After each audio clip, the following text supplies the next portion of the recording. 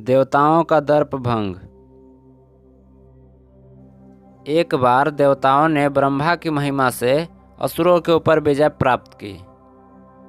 जिस प्रकार आग के आगे सब पतंगे नष्ट हो जाते हैं, उसी प्रकार देवताओं के आगे सब असुर विनाश को प्राप्त हो गए। पर वह आग देवताओं ने स्वयं अपने ही से प्राप्त नहीं की थी।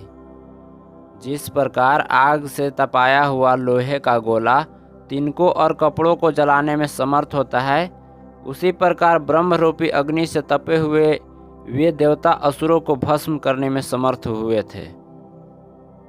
यदि लोहा आग से तपा हुआ न होने पर किसी भी वस्तु को जलाने में समर्थ नहीं होता, उसी प्रकार देवतागण भी ब्रह्मा रूपी अग्नि से न तपे होते तो वे स्वयं अपनी शक्ति से असुरों का क्षय करने में कभी समर्थ न हुए होते। पर देवताओं ने इस परम सत्य को नहीं समझा।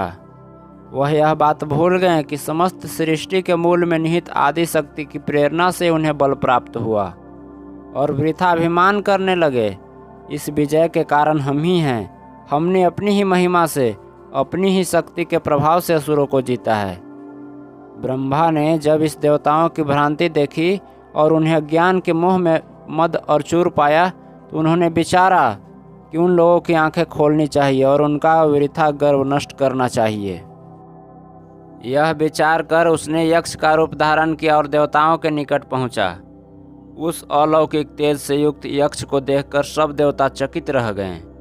यह कौन है, यह कौन है कहकर आपस में कानाफूसी करने लगे। उसके निकट जाने का साहस किसी को नहीं होता था, क्योंकि वैसा तेज प्रतापशील महामहिम रूप उन्होंने उससे पहले कभी नहीं देखा था। सब देवताओं ने अंत में आपस में परामर्श किया कि किसको पहले उस आश्चर्यजनक रूप से युक्त यक्ष के पास भेजा जाए। यह निश्चय किया गया कि अग्नि ही इसके लिए उपयुक्त है, इसीलिए पहले उसी को भेजा जाए। सबने मिलकर अग्नि से कहा, हे अग्नि, तुम इस यक्ष के पास जाओ और इस बात का पता लगाओ कि वह कौन है, यहाँ क्यों आया है, वह हमारे पक्ष का है या कोई विपक्षी है।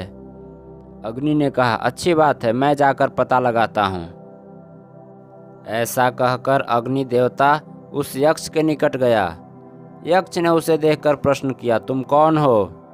अग्नि ने बड़े अभिमान के साथ इस प्रश्न का उत्तर देते हुए कहा, मैं अग्नि हूँ, मैं परम ज्ञानी जातवेदा हूँ। यक्ष ने पूछा, तुम्हारी क्या विशेषता है, तुम में क्या शक्ति है? अग्नि ने उत्तर दिया, इस पृथ्वी में जो कुछ भी पदार्थ वर्तमान है उसे मैं जलाकर भस्म कर सकता हूँ। यक्ष ने जब अग्नि की वह अभिमान भरी बात सुनी तो वह मंद मंद मुस्कुराया और उसके आगे एक सूखा हुआ तिनका बढ़ाता हुआ बोला, इसे जलाओ। अग्नि देवता ने उस तिनके को जलाने की बहुत चेष्टा की, पर वह किसी प्रकार भी जलाने में समर्थ नहीं हुआ। अपनी असमर्थता देखकर उसने अत्यंत लज्जा हुई। वह खिसियाया हुआ देवताओं के पास लौट आया और बोला, मैं तो नहीं जान पाया कि यह यक्ष कौन है। तब देवताओं ने वायु से कहा, तुम जाकर पता लगाओ यह यक्ष कौन है और यहाँ किस लिए आया है। वायु ने कहा, अच्छी बात है, मैं जाकर पता लगाता हूँ। यह कहकर वायु उस यक्ष के पास गया। यक्ष ने उसे प्रश्न किया, तुम कौन हो? मैं वायु हूँ, मैं शून्य में विचरण करने वाला मातृश्रवा हूँ। यक्ष ने पूछा, तुम्हारी क्या विशेषता है, कौन सा विशेष पराक्रम तुम में है? वायु ने उत्तर दिया, इस पृथ्वी में जो कुछ है मैं उसे उड़ाकर आकाश में ले जा सकता हूँ। यक्ष ने जब उसकी इस प्रकार की दर्प भरी बात सुनी तो उसके आगे एक हल्का सा तिनका रख दिया और कहा, इसे उड़ाओ तो जाने।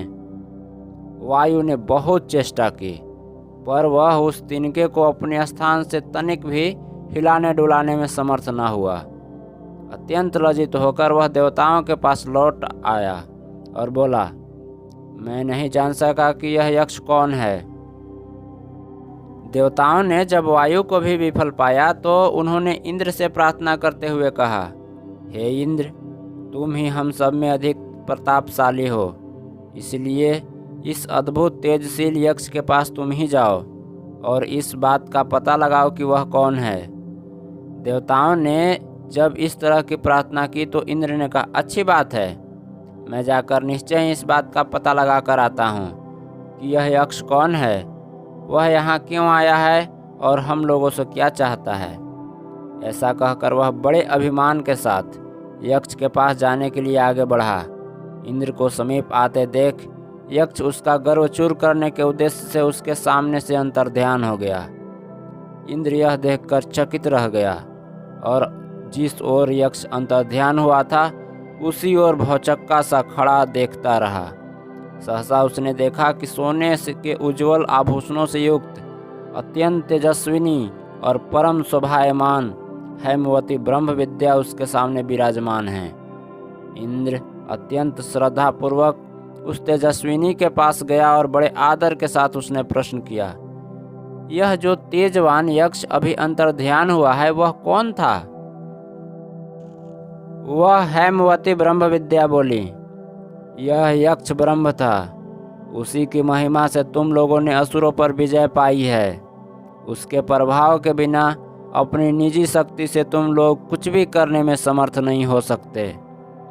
तुम लोगों का जो वृथाभिमान था कि स्वयं अपनी ही महिमा से तुम लोगों ने असुरों को जीता है, उसी को मिटाने के लिए यक्ष आया था। तुमने देख लिया कि उसके प्रभाव के बिना अग्नि देवता एक सूखे तिनके को भी जलाने में समर्थ नहीं हो सका और वायु एक हल्के से तिनके को भी नहीं उड़ा सका। तब इंद्र ने जाना कि वह यक्ष ब्रह्म था और उनकी सारी शक्ति ब्रह्म की ही शक्ति के प्रभाव से बनी हुई है। एकमात्र ब्रह्म ही शक्ति विश्व की सब शक्तियों के मूल में निहित है और वही सबको संचालित कर रही है।